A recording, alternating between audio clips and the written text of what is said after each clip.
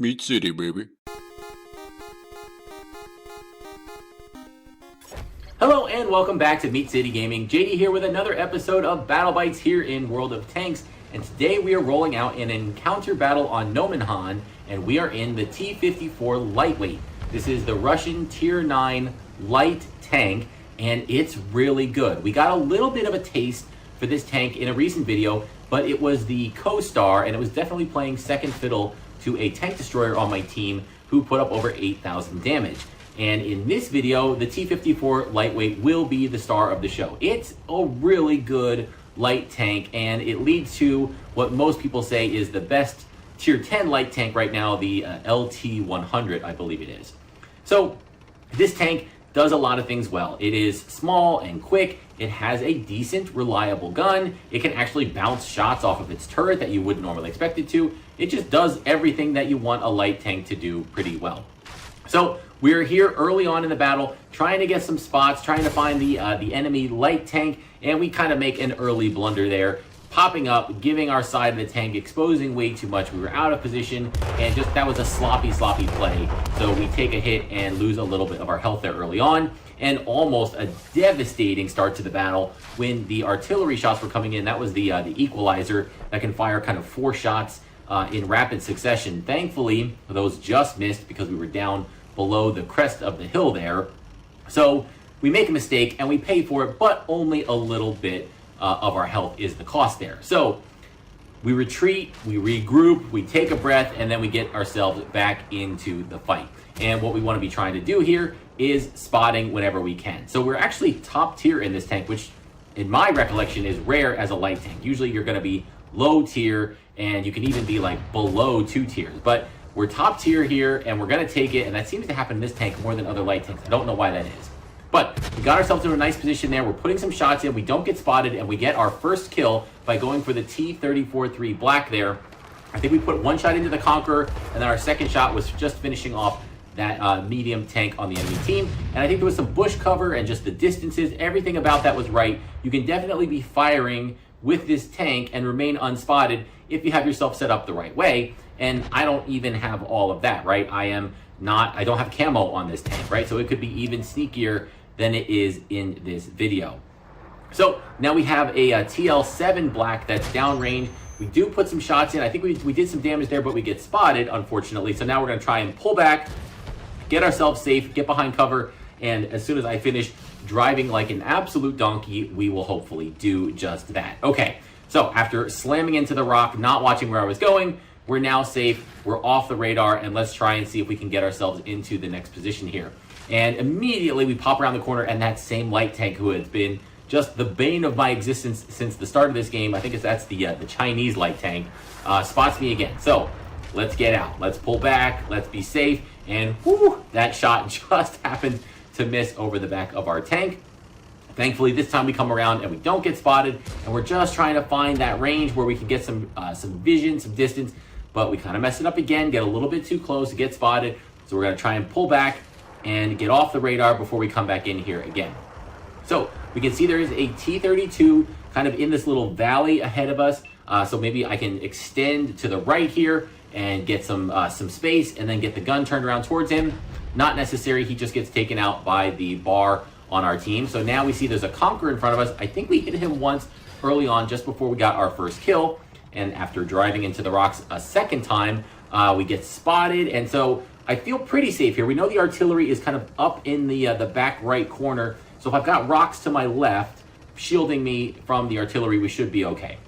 So I want to pop the ridge here. Again, the vision on this tank is really good, and I was shocked. I was blown away. Not a single thing gets spotted when I crest this ridge. Nothing. Where are the enemy tanks? There's 11 tanks on the enemy team. We can see 2 of them.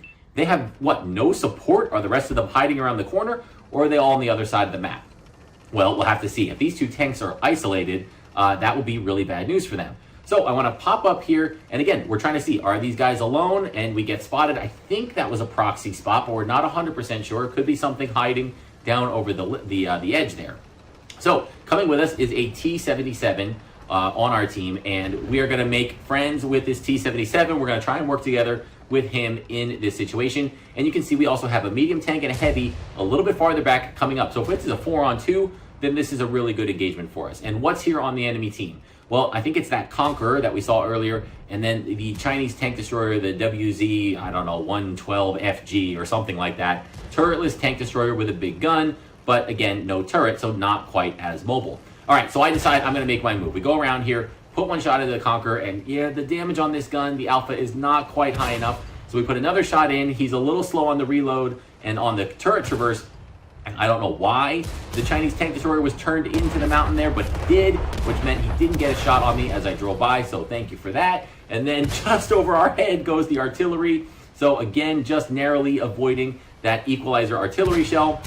And then we decide to put a couple of shots into the tank destroyer. We're going to try and lock him down, pin him in place, and then he can't turn, he can't change his where his gun is facing, and that might create an opportunity for the T-77 on our team. So after leaving the Conqueror on very low health, T-77 comes in, we get out of there, and again we come around to do that same flanking maneuver a second time. We're going to put some shots in here. We're going to try and track. Again, we track the WZ. We also hit his engine there, and that lets our ally get up and flank around. We put in the final shot for our second kill. And yeah, hey, let's work together. Good teammates here. And I don't know if I had the sixth sense, but like not the game sixth sense, like the Spidey sense that I needed to back up there. Again, artillery shells coming in, and we kind of played it just right. We're just out of range of the splash damage there.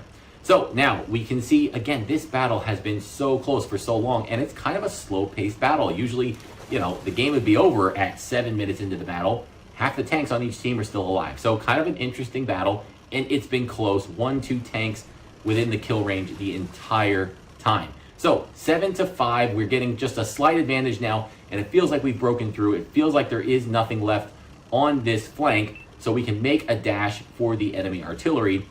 And by doing that, we're going to go wide here and then come up the hill. And oh, we played that a little bit wrong. There is a Borsig here, and he puts a shot into our side, and now he looks like he has a long reload. We're trying to close the distance so we can get around him, but our T-77 takes advantage of the distraction. He was aiming at me, he was reloading. Boom, T-77 comes in and cleans up on that lightly armored German tank destroyer. So excellent job, and now we feel pretty confident that there's nothing left here protecting the artillery, and there he is, the equalizer. We put in one really good shot on the move, we line up for our second shot, and we get, this is crazy, the 4 shots creates this huge smoke plume. He's charging down the hill at me. I know he is. We got tracked, we got damaged, but we just crawl out of the way as he bull charges past us. He was definitely going for a ram kill there, and it probably would have worked. This is a well-armored tank for a light tank, but it's still a light tank, so he probably would have put a hurt on us with all that momentum coming downhill if he had hit us, but just enough to squeeze by there without taking that ram. And now things look like they're in pretty good shape. We feel pretty comfortable with a 6-3 lead, but it's still not over yet. The UDES on the enemy team is still putting in some work, still racking up some kills. And so we're going to try to come around here and find these last couple of tanks. And if we can, we want to try and get the high ground. And there we can see there's the STA-2. It's the black edition of that tank. So I could go right, and I kind of wanted to juke this guy. I was hoping I would come off the radar, but we didn't. So he knows I'm making this move, and unfortunately he is engaging a low health, I think it's a Leopard prototype down there as the friendly tank. We're able to put in a shot, and unfortunately he's able to take out our ally, but we are in great position to put a second shot into the side of that tank, take it out for our third kill. And so 5-2, yeah, we're still in pretty good shape. It would have been nice to save our ally. If I had gone down the low valley and stayed there and not gone the long way up, would I have helped him? I don't know. I don't think so. It's always better to have the high ground because then you can control when you make that push, when you give up that high ground, when you use that energy to get down the hill quickly. So our allies clean up another kill there as we're going in, and now, yep, it's 5-1. There is just a bat chat 25 TAP left on the enemy team, and we're going to try and rush in there, see if we can get one more damage or one more hit. He's down to 8 health, so it's just going to be a kill if we can get it. Not a whole lot of damage, but before we crest the last ridge there, our allies take him out. And that wraps up a pretty good game in the T-54 lightweight. Now, this was recorded back before the ribbons were reinstated, so we didn't have a running damage total or an assistance total, so it's kind of a surprise, and we'll get to see that now as we go to the detailed stats. So that is an MVP performance, 4 kills, 2,598 damage. Not bad for a light tank. 1,572 XP. That is a good chunky XP total for any tank. If you're in the teens, the high teens, you're in good shape, and certainly will take a result like that in the T-54 lightweight. So looking a little more closely at the detailed stats, again, we see the 4 kills, 2,598 damage, 15 direct hits with our shots. We were certainly putting the gun to work. And just like our damage, 2,663 assistance on top of that with 5 spots. So over 5,000 combined damage in the T-54 lightweight. That's great, especially when half of it is actual damage, right? You can rack up some really good spotting numbers on certain maps and get a lot of assistance damage, but to go half and half with over 5K, that's awesome. And so what does that mean in terms of silver for the battle?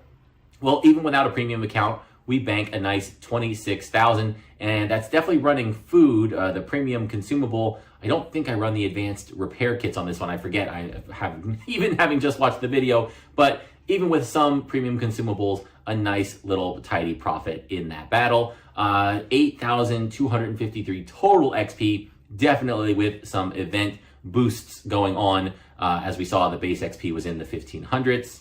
And so let's take a quick look at the medals for the battle. So this was a first class mastery badge. Great. Not quite enough for an ace tanker. I don't know what the value is. I feel like we were in the ballpark, but yeah, a little short. Feels just about right for that kind of battle. We did secure a fighter medal, the spotter medal, and fire for effect for our efforts there, in addition to that first class mastery badge.